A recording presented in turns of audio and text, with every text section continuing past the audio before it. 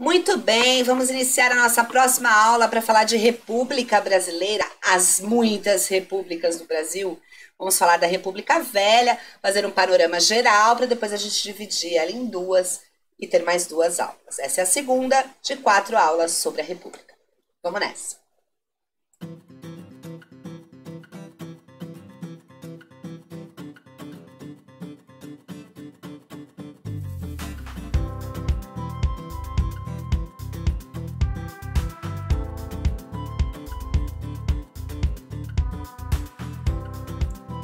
Bom, a República Velha vai durar de 1889 a 1930, ou seja, da proclamação da República até o golpe de 30, a Revolução de 30, Getulhão chegando na área com o Estado Novo.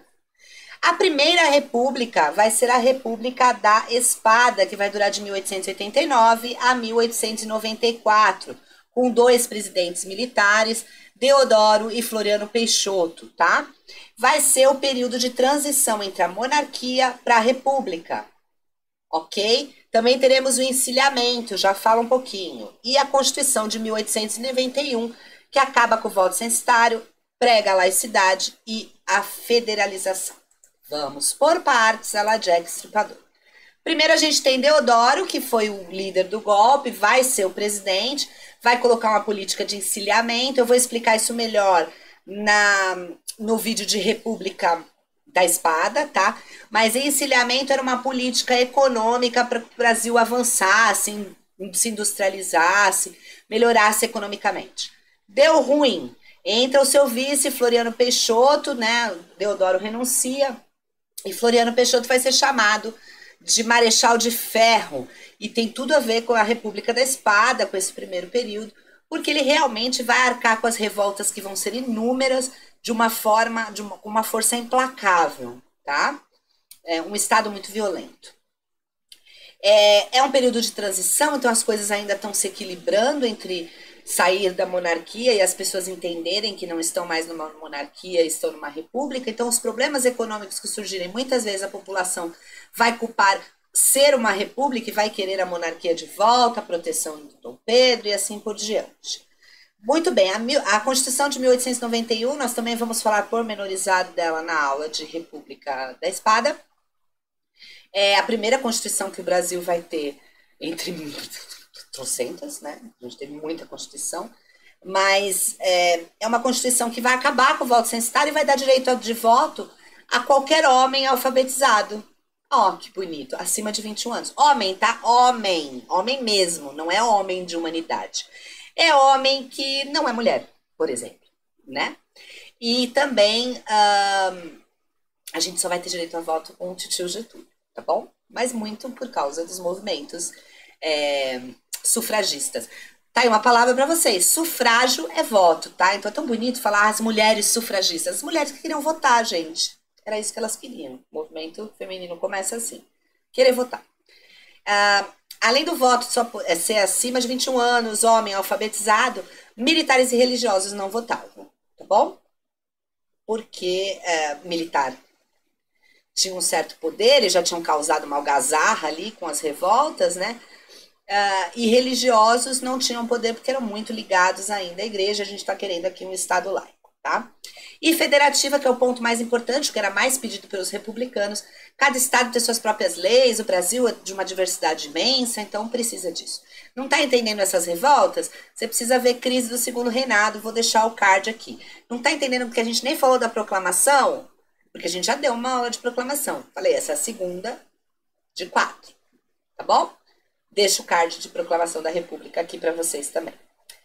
Bom, na segunda fase nós vamos ter a República, a Segunda República, deixa eu passar aqui para vocês, que vai ser a República Oligárquica, ou do café com leite, ou dos coronéis. Por que a senhora botou esse monte de nome, professora? Porque isso cai em vestibular, tá?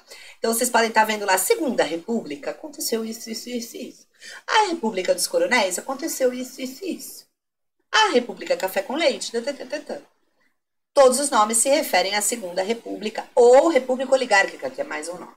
Importante vocês saberem disso e contextualizar, porque eu já vi questões de vestibular em que eles falam ligam o coronelismo ao voto dos analfabetos. E analfabetos não votavam, como eu acabei de dizer. Então, contexto é muito mais importante você entender contexto do que propriamente gravar o ano. Você grava o ano, mas não entende o contexto que aquilo acontecia. Eu entendo o contexto, entenda a época, porque aí você vai se dar super bem. Vamos continuar aqui. De 1894 até 1930, a primeira eleição vai acontecer em 1894 e vai levar o governo Prudente de Moraes, tá? O poder dos cafeicultores, a gente ainda tem um poder agro, mas é um poder agora dos latifundiários do café, a elite cafeeira brasileira, como eu já disse, um commodity muito importante que a gente tinha na época. Só voltar no Prudente de Moraes, ele foi o nosso terceiro presidente da República, tá? Marechal Deodoro, Floriano Peixoto, Prudente de Moraes. Mas foi o primeiro eleito diretamente por essas pessoas maiores de 21 anos, menininhos, e que sabiam escrever, tá? As eleições ocorreram em 1894, e sobre o voto eu já falei. O coronelismo, vamos voltar para o slide, que eu tô dando spoiler. Coronelismo e alternância de poder. Eu vou explicar esses dois de uma vez só. Cadê eu? Eu sumi, voltei. Bom, o coronelismo, gente, ele acontece quando aquela pessoa daquela região exerce um poder sobre o seu curral eleitoral, sobre as pessoas que moram ali. Você só pode votar quem é alfabetizado. Eu sei que o seu Zé da farmácia sabe escrever, eu sei que o Joãozinho da mercearia sabe escrever, então eles vão votar em quem eu quiser, até porque o voto é aberto, você entra numa sala e fala, eu voto no fulano. Aí o capanga que tá lá fora fala assim, quem ele? No fulano. Era assim que funcionava o voto, tá? Então, o coronel, ele dava as ordens. E o coronel, tendo seu curral eleitoral, ele ia lá e pedia um favor para o presidente. Ali, na região, como diz o pessoal do Foro de Teresina, da Grande Matão, eu comando, eu tenho 40 eleitores. Te interessa o voto deles? Então, você faz o que eu estou pedindo. E era uma troca de favores danada, tá? Então, o coronelismo, ele representava isso. Esse ai que milícia da época, tá? A gente não vai ter aula de coronelismo agora, mas pra frente eu vou fazer um vídeo só sobre isso e como essa prática ainda se perpetua tanto em algumas regiões do nosso país, como se perpetua de outras formas em outras regiões mais urbanas, tá? Fique ligado, se inscreve no canal que uma hora você recebe esse vídeo. Então, o coronelismo tinha muita influência dos latifundiários. A gente fala do coronelismo no café, mas na Bahia o coronelismo era muito forte. Qualquer obra do Jorge Amado que vocês lerem, vocês vão encontrar traços disso, que era o latifúndio do cacau na Bahia. Tá? Então fica aqui uma dica interdisciplinar de literatura. Acho que vocês devem estar vendo isso, ou já viram esse ano. Fica essa dica aí para vocês. E a alternância de poder. Veja que isso é muito importante. A gente tinha alternância. Ora era um presidente do Partido Republicano Paulista, ora era um presidente do Partido Republicano Mineiro. Necessariamente era um paulista e um mineiro? Não. Gente, Getúlio é gaúcho. Tá? Então, havia essa alternância dos partidos. Do café, São Paulo, leite, Minas. Porém, não necessariamente eram pessoas nascidas nesses estados, tá?